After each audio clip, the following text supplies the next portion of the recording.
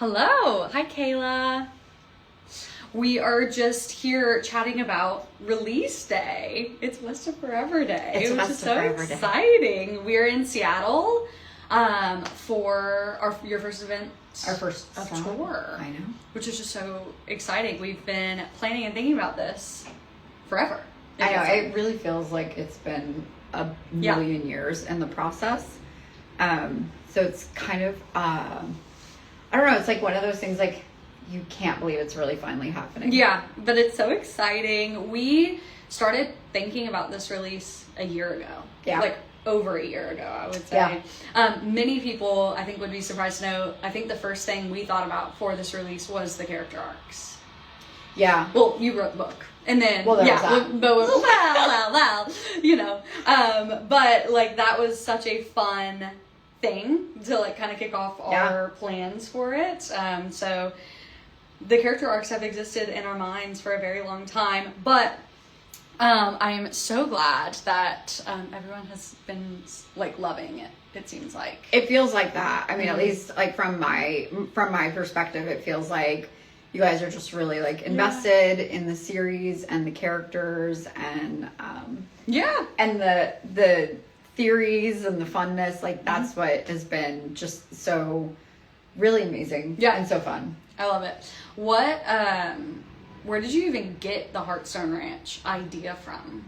So, like, for many, you know, it starts with just something. Yeah. Something that, like, triggers an entire book. And for me, it was, I was scrolling through Pinterest, as one does when they're procrastinating. And I came across a picture of the ridge, which is what became the ridge, I should say. And I saw this really amazing photo on Instagram, and I was like, I love this so much. I'm so inspired by this landscape, by how beautiful it is, by, and I could just set a book right here. And then I was like, I could just set a book right here. And that was kind of it. And then the next thing that I will say came to me was Tristan. So it was like, Tristan is like, you know, the chicken or the egg. So it was like the landscape, and then it was Tristan Stone. And then I was like, I know where I'm going. In the beginning, there's Tristan Stone on a ridge. Yeah, on a ridge by himself, out there just being like, someone find me some love. And you were that someone. I just found him. What came to you first about him? Like, was it just his vibe and his look, or like widowed single dad? Was it his whole story? It was the way he looked. Yeah. Yeah, 100%. Like, I could picture him so clearly. Yeah. And I was like, must make real. He must become real for me. Yeah. Because I think I even sent you a picture of like 3 different guys, and I was like, mesh these together. And that's this is what I want. Yeah. No. Bring me men. I love it. That look like this. So many know, many don't know. You've written cowboys before. You're not your first cowboy. This is your return to cowboy. I was writing cowboys before cowboys were cool. I know. That's what I say all the time. Pre-cowboy renaissance. I'm a ridiculously cowboy out girl here. Yeah. But yeah. When did the Hennington Brothers release? 2015? Maybe? Yeah. So a decade ago almost? Or over a decade ago? Over a decade ago. Man, that's crazy. Okay, so if you read West of Forever and you want more cowboys while you wait for Never Been Tamed, read the Henningtons. If you're okay.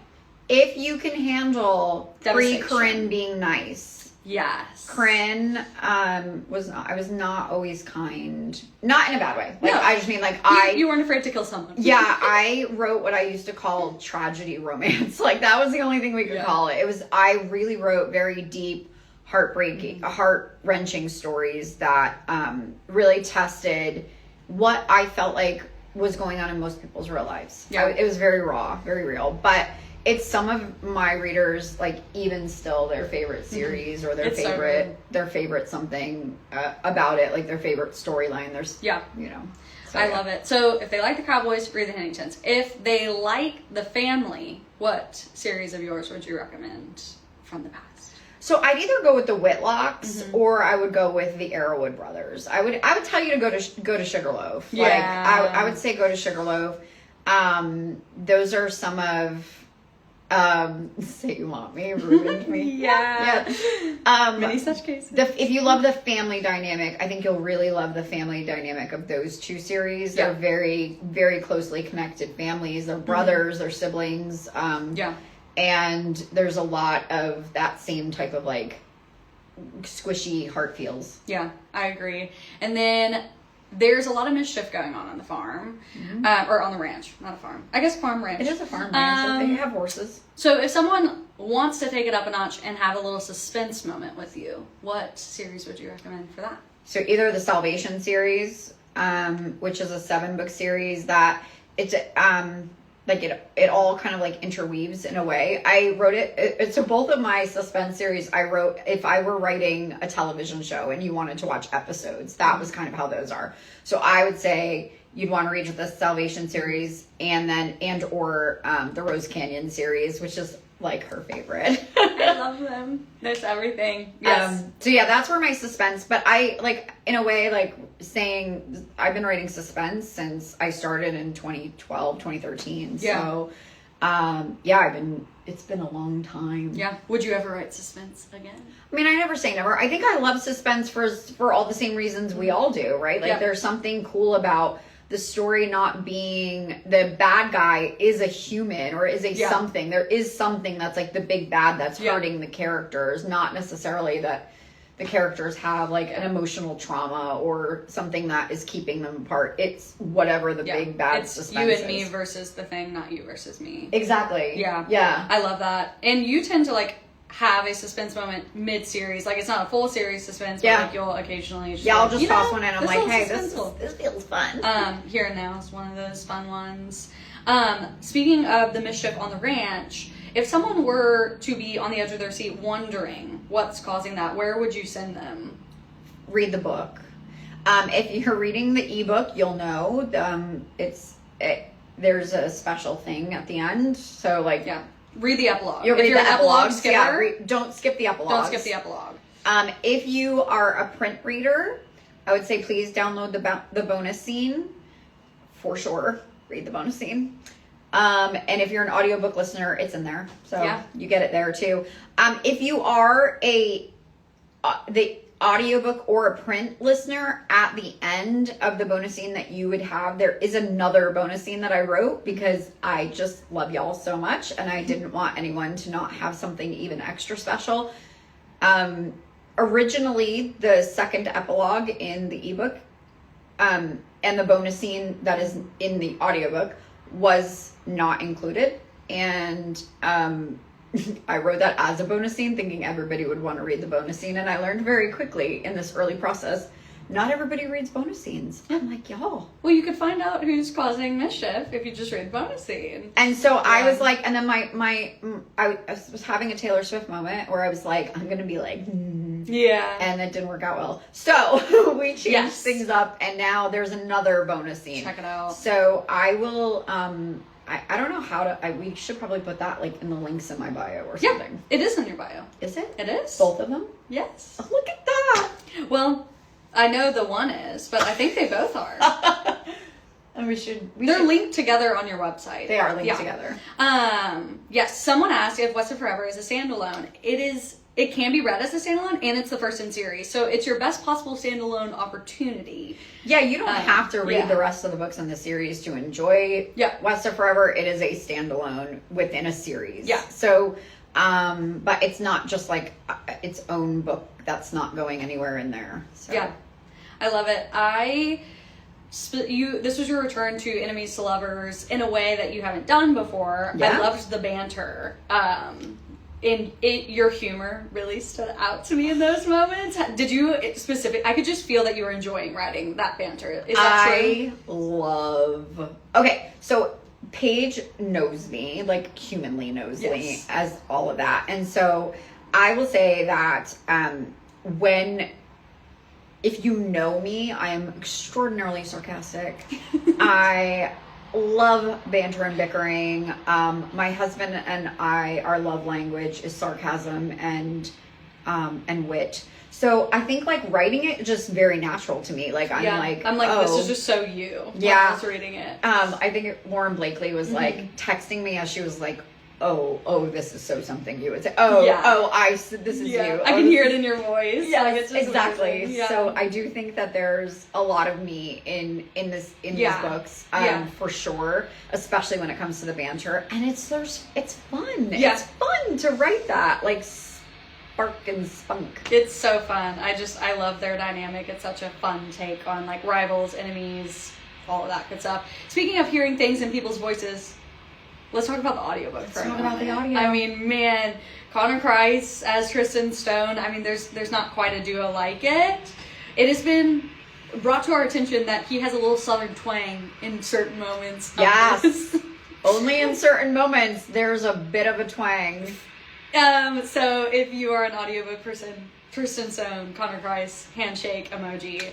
It's something special. And then Lark is phenomenal as well. I mean, yeah, Vanessa Vasquez did such a great job. Like, the chemistry between Connor and Vanessa is truly next level. Like, I've heard from so many people who read the book and then went and listened to the audiobook just what a way that they brought it into life. Like, there are some books that narrators read, and then there are some books that they embody, and I really do feel like they both embodied the characters in such a fantastic, phenomenal way. I think the characters have been brought to life so beautifully between the audiobook and then this is your first illustrated cover. Yeah. Made by the gorgeous, stunning Emma. She was just a gal we found. I was scrolling the internet and I was just in the hunt for an incredible character artist. We found her, reached out to her. And originally, that commission was for the character arcs. That was the purpose. Like, that's all we wanted. Yeah. And then the art was just too good. Yeah. The art was just too good, and we were given no choice. Oh, excuse me. Death by illustration. There you go. Yeah. No, it was, like, I'm so blown away by that. So I think it'll be easy to spot on shelves. We hope y'all love the cover as much as we do. Yeah, we went to a Barnes & Noble. Mm-hmm. Yeah, they were very excited. It was so fun. We went yesterday and we were like, is there any chance that it's out yet? And then we found it. Then we found her. So be sure to check your stores. They'll be in Targets in July, so keep an eye out in your Target boutique for West of Forever then. And they should otherwise be on your favorite retailers, at your favorite indies. It's on Amazon. It's in KU. Mm-hmm. The ebook is in KU. Yep. And I'm just so excited. Yeah.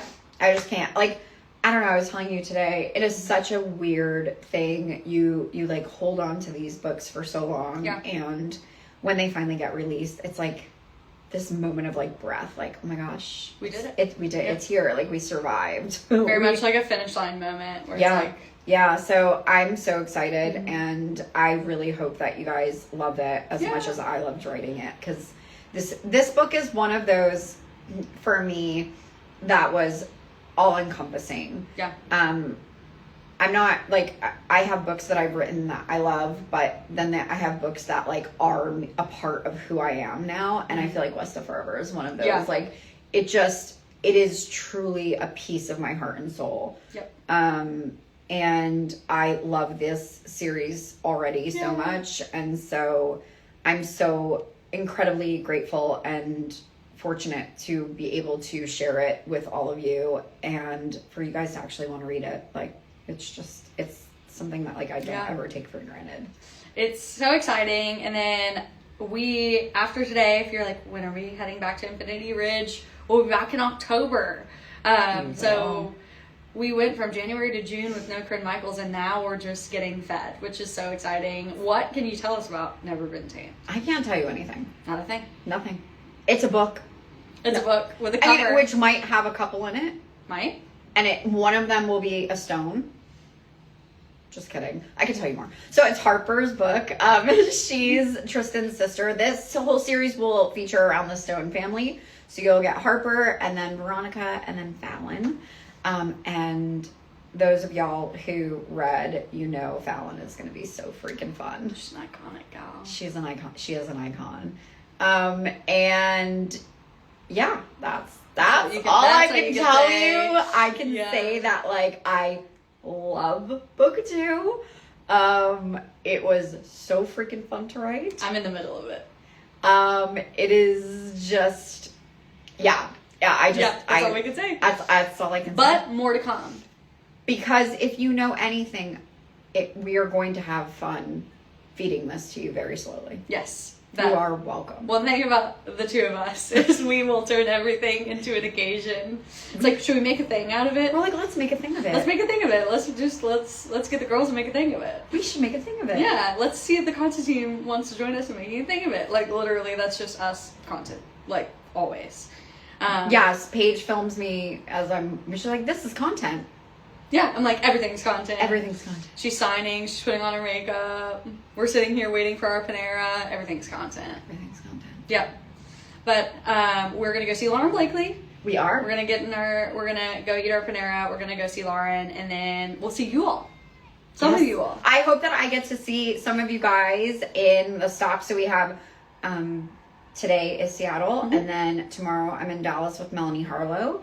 And then the next day I am in Denver with a beautiful friend, Laura Pavlov. And then I'm in Chicago with the Lena Hendricks. And then I am in Charlotte with Jessica Peterson and Maggie Gates. And I cannot wait. I just cannot wait to see y'all. And I love you guys. And thank you for coming out to this. Thank you for hanging out with us while we chit chat. Yeah, thank you so much. We appreciate it. We just thought we'd hop on. We had a few moments to spare.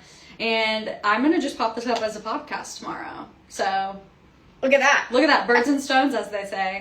No pun intended. Oh, look at that. I know. Oh, that was so good. That was quick. Yes. I'm going to have to use that now. Yes. I can't wait for that to be a bit in a book. I love saying things and then reading it in books like months later. I'm like, did you?